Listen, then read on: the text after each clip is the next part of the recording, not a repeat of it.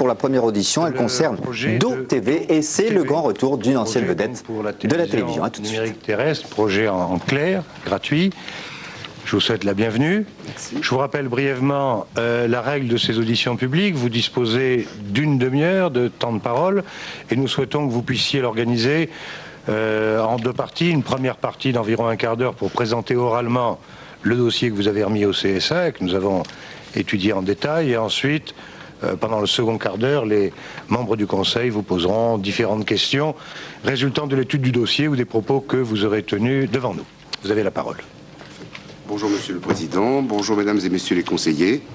Je suis donc le président du groupe JLA.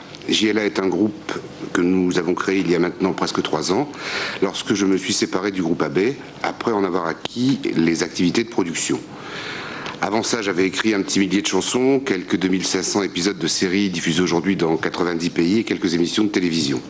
Et depuis, notre groupe produit pour les chaînes hertziennes des séries comme Navarro, l'Instit, qui est numéro 1, ou d'autres plus nouvelles. Je vous invite d'ailleurs à suivre samedi prochain sur France 3 le premier épisode d'une nouvelle série qui a pour titre SOS 18 et pour héros les pompiers volontaires. Le groupe JLA produit également des mini-séries de prestige, comme Les Liaisons dangereuses pour TF1 avec Catherine Deneuve et Rupert Everett, dont le tournage s'achève actuellement à Montréal sous la direction de José Dayan. Éric Emmanuel Schmitt écrit pour nous une nouvelle adaptation des Rois maudits de Maurice Druon qui sera diffusée par France 2. Nous développons également pour France 2 20 milieux sous les mers et l'île mystérieuse. Nous produisons aussi des émissions de variété, de divertissement, des documentaires, des magazines, des fictions légères. Nous sommes aujourd'hui l'un des plus importants groupes français indépendants de production. Alors pourquoi voulons-nous devenir diffuseurs? Parce qu'avec ma complice et amie Dorothée, nous partageons une passion, celle de la jeunesse et de la famille, depuis un petit moment maintenant. C'est la raison pour laquelle, aujourd'hui, nous vous proposons le projet de chaîne numérique terrestre, DoTV, Do comme Dorothée, bien sûr, qui sera à la fois notre inspiratrice et notre rédactrice en chef, pour cette chaîne gratuite, destinée à la jeunesse et à la famille, et qui nous tient vraiment à cœur. Alors, avec nous se trouve, bien sûr, Dorothée, que je n'ai pas à vous présenter, qui a le trac parce que c'est la première fois qu'elle se retrouve dans des caméras depuis quelques années maintenant, Catherine Grandcoin, qui a accepté de diriger la chaîne à nos côtés, Christian Bouvron de l'autre côté qui est notre directeur financier, notre directeur général, oh là là, je mélange, j'ai le trac moi aussi, et Thomas Viguier, notre directeur financier. Tous ensemble, on essaiera de répondre au mieux aux questions que vous souhaiterez nous poser. Alors moi je tiens à vous dire à quel point je crois à l'avenir du numérique terrestre. Comme le disque compact a remplacé le vinyle, comme le DVD remplace la cassette, le numérique hertzien remplacera inéluctablement l'analogique.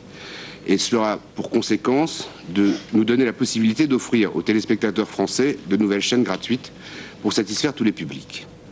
Le public que nous avons choisi, c'est un public que nous connaissons bien, Dorothée et moi, puisque ça fait des années que nous travaillons pour lui, c'est celui des jeunes et de leurs familles. Ils n'ont à ce jour aucune offre télévisuelle gratuite. Je dis bien gratuite, en dehors des chaînes hertziennes traditionnelles. Au jour d'aujourd'hui, si vous avez un enfant, et si vous voulez le distraire, le cultiver, l'éveiller, l'instruire, avec des programmes spécifiques, vous devez payer. Et si vous n'en avez pas les moyens, tant pis pour lui, il devra suivre les horaires et les schémas imposés par les diffuseurs généralistes, même pendant les 220 jours de vacances qu'ils ont par an. Pourtant, le public des jeunes est très important. Je laisse à Catherine Grandcoin, qui a dirigé le marketing stratégique de TF1, puis celui de Canal+, avant de nous rejoindre, le soin de vous en parler. Quelques chiffres pour illustrer ce que vient de vous dire Jean-Luc Azoulay. 6 millions de foyers français ont des enfants de moins de 15 ans, mais seulement un tiers d'entre eux a accès à l'offre télévisuelle par câble et par satellite. Ce qui revient à dire que pour 4 millions de foyers français avec enfants, la seule offre jeunesse accessible est celle des chaînes hertziennes traditionnelles qui, de manière économiquement logique, a tout intérêt et tendance à concentrer sa programmation jeunesse entre les mois de septembre et décembre, qui sont les mois correspondant à la période précédant Noël. C'est pour cette raison que nous souhaitons profiter du lancement de la télévision numérique terrestre pour offrir une chaîne jeunesse gratuite, accessible à tous les enfants, mais aussi à un public beaucoup plus large, comme vous l'expliquera Dorothée, tout au long de l'année. Alors maintenant, en quoi la chaîne que nous vous proposons va-t-elle offrir des programmes différents aux jeunes et à leurs familles? Avant tout parce que DoTV, c'est une chaîne fondée, inspirée, habitée par l'esprit qu'a su créer Dorothée dans ses émissions depuis près de 30 ans. J'aurais peut-être pas le dire pour elle, mais elle a animé sa première émission pour la jeunesse en 73. Ça s'appelait Dorothée et Blablatus. C'était dans le cadre des premiers mercredis de la jeunesse sur la première chaîne de l'ORTF. Ensuite, oui, bon. Ensuite, de 78 à 87, elle a été l'animatrice vedette de Récréa 2 sur France 2 avec Jacqueline Joubert. De 87 sur Antenne 2, et oui c'est vrai, excusez-moi, c'est vrai, je commets des erreurs. De 87 à 97, elle a été directrice de l'unité jeunesse et famille de TF1, où elle a créé et animé le Club Dorothée avec toujours le même bonheur, le même enthousiasme et le même succès. Tout au long de ces années, tout au long de ces émissions, Dorothée a su créer un véritable esprit, une véritable nouvelle approche des émissions pour la jeunesse, qui a été reprise d'ailleurs dans le monde entier, on en est très fiers. Aujourd'hui, nous en sommes à la génération 2, ou peut-être même 3. Les enfants qui regardaient Dorothée il y a quelques années sont maintenant des parents et ont eux-mêmes des enfants. Alors, est-ce qu'ils regarderont DoTV ? C'est la question que nous avons posée à Catherine Grandcoin et à laquelle elle a su répondre très bien comme d'habitude. En effet, aujourd'hui, pourquoi aujourd'hui le retour de Dorothée en inspiratrice d'une nouvelle chaîne pour la jeunesse? C'est une question que l'on peut se poser, nous nous la sommes posée et nous sommes allés la poser à de nombreux téléspectateurs et anciens téléspectateurs jeunes, anciens enfants. Et notre réponse, c'est qu'il y a de nombreuses raisons qui justifient que Dorothée soit l'inspiratrice de notre chaîne. Tout d'abord parce que Dorothée, c'est évidemment une personnalité que nous connaissons tous, mais c'est surtout une marque, et en fait une très grande marque. En effet, Dorothée signifie pour des millions de personnes quelque chose de fort, quelque chose de populaire et quelque chose de proche. C'est pour cela que son retour est attendu. Il est attendu, il est même réclamé, comme nous l'ont montré les études que nous avons réalisées au cours des derniers mois. Il est réclamé par tous ceux pour qui elle a été une accompagnatrice de leur moment de loisir, une médiatrice qui leur a ouvert les portes de leur programme préféré, et aussi une pionnière qui a su toujours les étonner en créant pour eux de nouvelles émissions. Et puis une autre raison qui justifie son retour, et cette raison est très importante aujourd'hui, c'est le fait que Dorothée fait partie de la mémoire télévisuelle collective. Elle est, comme diraient les Américains, un produit vintage, mais on va rester en France, je vous rassure, et on dira plus que Dorothée fait partie de l'espace nostalgie de millions de téléspectateurs. Alors comme nous qui sommes un tout petit peu plus âgés que certains des téléspectateurs fans de Dorothée, nous avons fait avec Disney, ces millions de téléspectateurs qui réclament le retour de Dorothée veulent aujourd'hui faire partager à leurs enfants les plaisirs que Dorothée leur a offerts quand ils étaient eux-mêmes plus jeunes. Comme nous-mêmes, nous l'avons fait avec Disney et nos propres enfants. Pour toutes ces raisons, pour ce retour attendu, nous savons et nous sommes convaincus que la chaîne DoTV rassemblera dès son lancement un très large public intergénérationnel et participera de ce fait activement au développement de l'offre en clair de la télévision numérique terrestre. Merci Catherine. Je crois que maintenant, il sera important que Dorothée nous explique un petit peu, puisque c'est elle l'animatrice, la rédactrice en chef, l'âme de cette chaîne, comment elle la conçoit. Donc à toi Dorothée. En fait, ce qui est important pour moi dans cette chaîne, c'est de considérer les enfants comme un vrai public et non pas comme un sous-public. De leur offrir des programmes qui les intéressent, qui les amusent, qui leur ouvrent l'esprit, et des programmes qui ne soient pas un simple collage de dessins animés ou de séries, mais de véritables émissions qu'ils pourront regarder en famille et dont ils pourront discuter avec les parents, avec les copains, après. Avant tout, il doit y avoir un côté humain qui a disparu un peu, je trouve, dans les différentes émissions. Et pour moi, ce côté humain est très important. Il faudra des animateurs, des chanteurs, des comédiens pour donner de la vie à DoTV. En effet, qu'est-il de plus passionnant que de découvrir de nouveaux talents, de leur donner leur chance et de guider leurs premiers pas. Les animateurs sont les médiateurs des jeunes. Ils vont accompagner les téléspectateurs tout au long de la journée. Et en fait, ils représentent la réalité par rapport au monde de fiction, des séries et des dessins animés. Ce que j'attends des animateurs, c'est la sincérité. Ça aussi, c'est important. Les animateurs doivent savoir s'amuser autant que le public auquel ils s'adressent et être aussi convaincus de tout, de se passionner avec eux.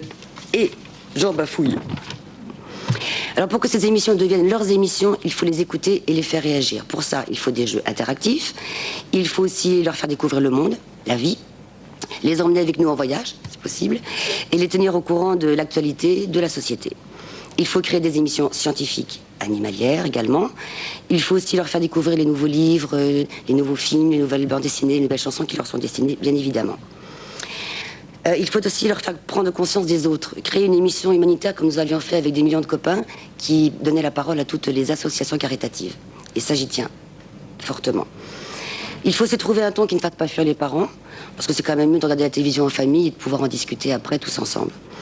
Mais bien sûr, avant tout, dans une chaîne qui s'adresse au jeune public, nous devrons être vigilants sur les programmes que nous allons leur proposer. Et pour parler de vigilance, je demande à Catherine de développer ceci.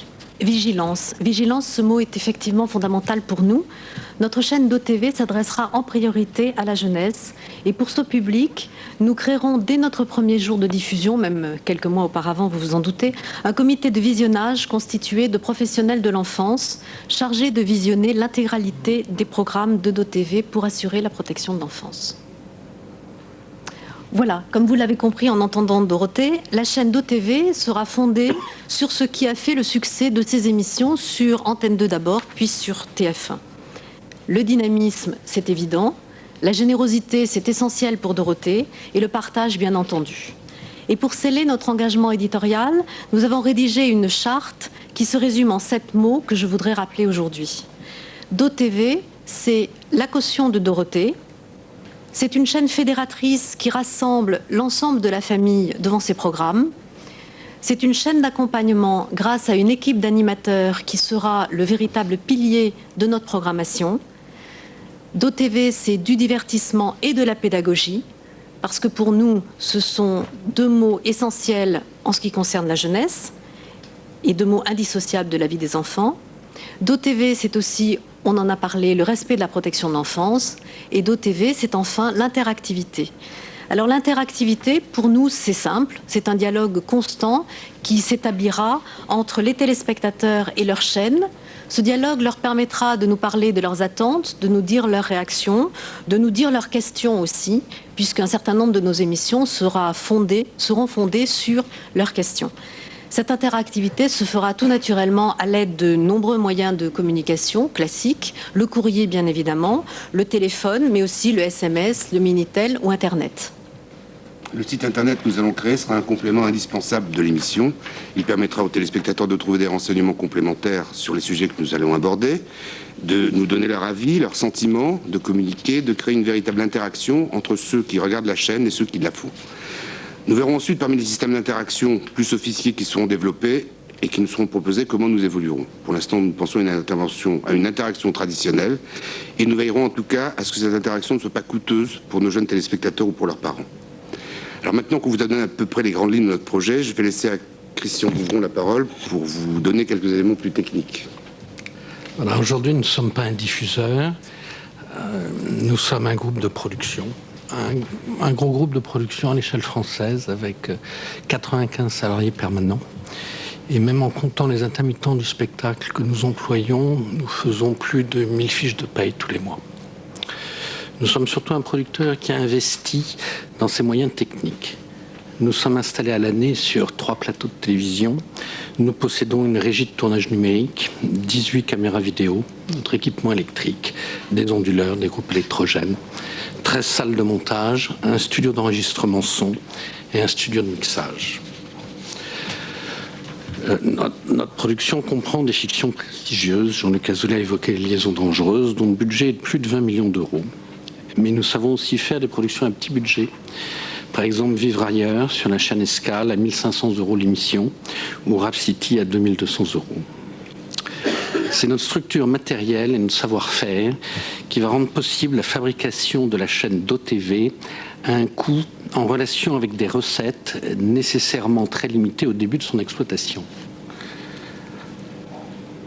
En décomposant notre grille, vous vous rendez compte que sur 18 heures d'antenne, il y a 15 heures de fiction et de dessin animé, 1 heure d'autopromotion et de publicité, enfin surtout d'autopromotion au tout début, et 2 heures de présentation, d'animation, l'élément humain dont Dorothée vient de nous parler.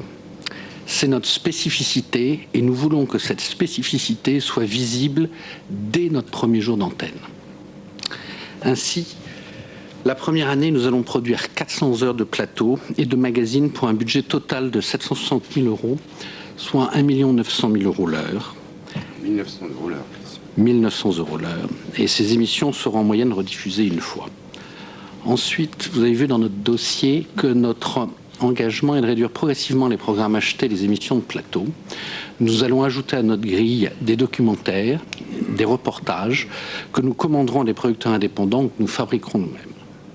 Notre objectif est d'investir la 4e année de notre activité, 600 000 € pour un volume de 120 heures. Et ces 600 000 € devraient représenter 12% de nos recettes de l'année précédente.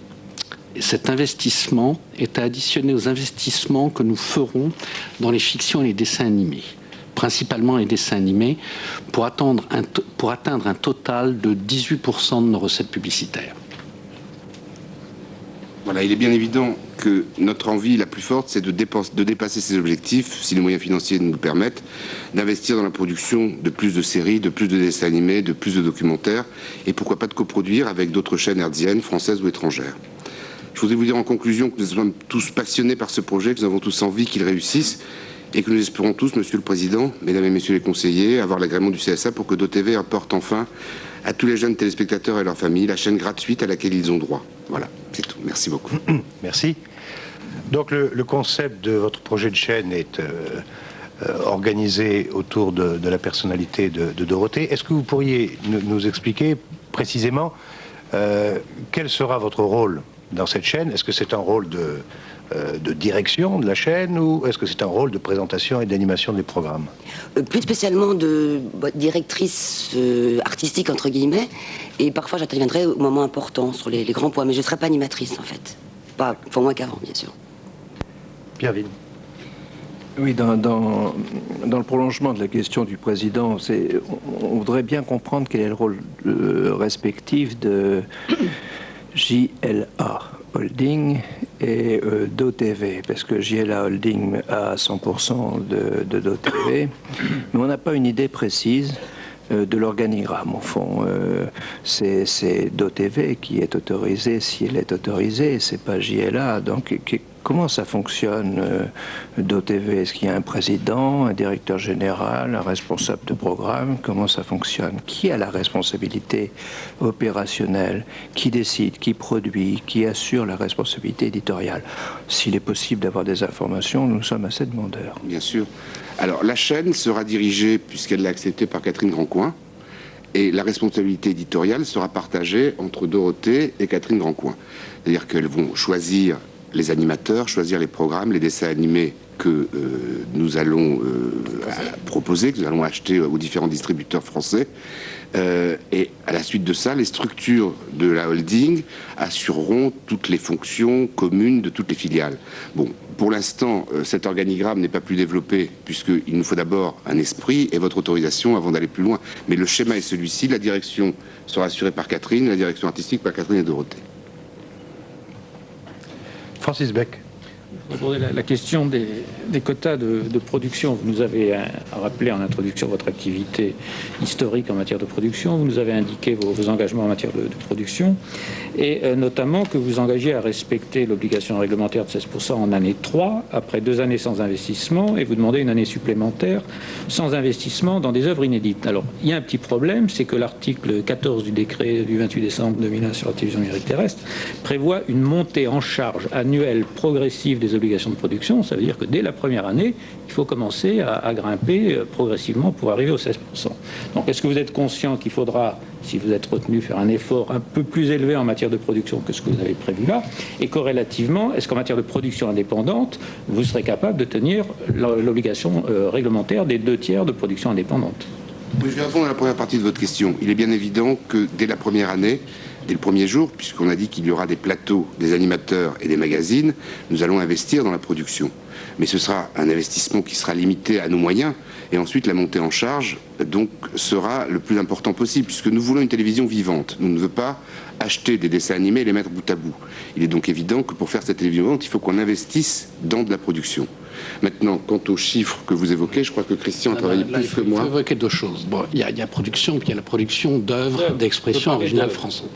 Voilà, donc Jean-Luc, vous répondez sur la production au sens large, et nous sommes tout à fait conscients de nos obligations on a demandé avoir une dérogation sur les 2 premières années, dans la mesure où on fait déjà un gros effort de production de spectacles, de plateau, d'animation de plateau. Il est bien évident que, et même je me suis engagé devant vous, là, tout à l'heure, c'est entendu, c'est d'une montée en puissance à partir de la 3e année et d'aller même au-delà des 16% qui nous sont demandés et d'aller jusqu'à 18%. Dans ces 18%, la manière dont nous le voyons, nous voudrions que 6% soient investis dans les dessins animés. Nous ne sommes pas producteurs de dessins animés, donc ce sera nécessairement de la production indépendante. Et sur les 12% qui restent, seront principalement des reportages et des documentaires. Nous en commanderons la majorité, c'est-à-dire encore au moins 6% à des productions indépendantes, et nous nous réservons la possibilité de produire nous-mêmes les derniers 6%. Donc voilà nos perspectives. Alors quant à la fiction, je pense que ça... Enfin, je veux dire, dans l'œuvre, si dans les œuvres d'expression originale française, si on prend donc les dessins animés, pour 1/3 de notre investissement, pour 2/3 dans les documentaires et les reportages, à terme, le jour où nous aurons plus de possibilités financières, nous aimerons également investir dans la fiction. Je rappelle bien qu'il ne peut pas y avoir 2 années sans engagement d'investissement dans la production d'œuvres audiovisuelles, puisque dans notre avis sur le projet de décret sur la télévision numérique, nous avions demandé un moratoire sur cette obligation pendant une certaine période, que le gouvernement a refusé dans le décret final. Donc la notion de montée en charge annuelle progressive signifie que dès la première année, il faut commencer à mettre au pot pour la production d'œuvres. Dès la première année, c'est un engagement que nous prenons devant vous. Yvon Le Bars. Oui, je voudrais revenir sur vos projets en matière d'interactivité. Vous avez indiqué dans votre dossier que vous en feriez une utilisation intense. C'est le terme, je crois, qui figure dans votre dossier. Et vous en avez parlé rapidement dans votre exposé. Je voudrais peut-être que vous nous rappeliez quelle sera l'importance de ces services interactifs dans votre grille, et d'autre part, quels sont les moyens que vous utiliserez. Si j'ai bien compris, ce sera essentiellement via des services téléphoniques ou des services de messages SMS dans un premier temps. Ou des services Internet, parce qu'on a cet outil qui est Internet. Oui. L'interactivité, si vous voulez, nous, ce qu'on a imaginé et ce qu'on a déjà fait dans le club Dorothée sur TF1, donc on en a l'expérience, on se servait énormément du Minitel. Le Minitel nous permettait d'avoir les jeunes téléspectateurs qui votaient pour leur série préférée et dont on en tenait compte, qui votaient pour leur chanson préférée, on en tenait compte. On leur posait des questions, on faisait des sondages, on faisait des jeux basés sur l'interactivité. Maintenant, on a un moyen formidable qui est Internet, qui permet d'aller beaucoup plus vite. Donc, entre Minitel et Internet, cette interactivité traditionnelle qui est déjà en place nous permettra de communiquer en direct, puisque beaucoup de nos émissions sont en direct, spécialement les jours où les enfants sont là, le mercredi et le samedi, et de pouvoir avoir une vraie interactivité entre notre public et nous. Ensuite, je vous dis, il y a beaucoup de systèmes d'interactivité qui sont en train d'être proposés. Je pense qu'il est trop tôt pour vous dire lequel va être opérationnel, lequel nous allons choisir. Mais dans une chaîne pour la jeunesse, le public jeune est un public extrêmement demandeur d'interactivité. Ils ont besoin de participer à la télévision puisqu'ils nous voient, il faut qu'on les voie. Il faut qu'on les écoute. Et donc c'est là où l'interactivité est totalement indispensable sous une forme quelconque. Pour l'instant, on a une forme sûre, certaine, qui marche chez Minitel, Internet. Le courrier aussi. Et le courrier, bien sûr. Oui, et vous savez, en matière de TNT, on pense, lorsqu'on parle de services interactifs, on pense souvent à l'interactivité via l'adaptateur ou le décodeur avec un moteur d'interactivité. Complètement, mais comme nous voulons une chaîne pour l'instant complètement gratuite, le plus gratuite possible, tout ceci entraînerait des dépenses supplémentaires pour le téléspectateur. Donc on va attendre de voir comment ça va se passer avant de nous déclencher sur une autre interactivité. Et sur la question de normes, moteur d'interactivité, vous n'avez pas pris de nos techniciens m'ont fait une note dessus, mais j'avoue que je ne me suis pas penché particulièrement pour l'instant, puisque notre volonté est d'être traditionnel. Francis Beck. Sur les quotas de diffusion, cette fois-ci, c'est une chaîne qui s'adresse en priorité aux enfants. Or, vous demandez pour les heures de grande écoute spécifiques, dérogatoires, une plage 17h-22h. J'espère que ce n'est pas pour inciter les enfants à rester jusqu'à 22h à la télévision. Non, parce que si vous voulez, on s'adresse à différentes tranches d'âge. C'est-à-dire qu'à 17h, suivant les heures de sortie de classe, les enfants arrivent chez eux en grand nombre à partir de 17h. Ensuite, ce sont les lycéens. Et notre chaîne est, je vous le rappelle, familiale.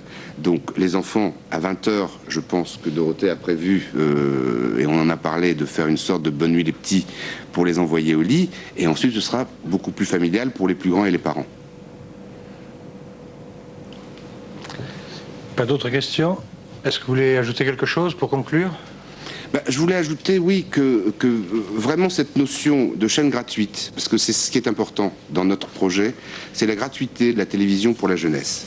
Et je crois que c'est quelque chose de primordial de mettre tous les enfants français devant une télévision gratuite et le moins onéreuse possible. C'est pour ça que je disais que l'interactivité, pour l'instant, elle entraîne un coût. Donc on fait une interactivité traditionnelle. Parce qu'on a eu ce problème pendant des années. Dorothée a fait des galas à travers toute la France, et tout ce que les gens appréciaient dans les émissions qu'elle faisait, c'était que tout le monde pouvait y participer et qu'il n'y avait pas du tout de débours à faire. Quand on faisait du Minitel, par exemple, on se débrouillait pour que la connexion n'excède pas 1 minute, pour ne pas que les parents se retrouvent avec des notes de Minitel complètement colossales.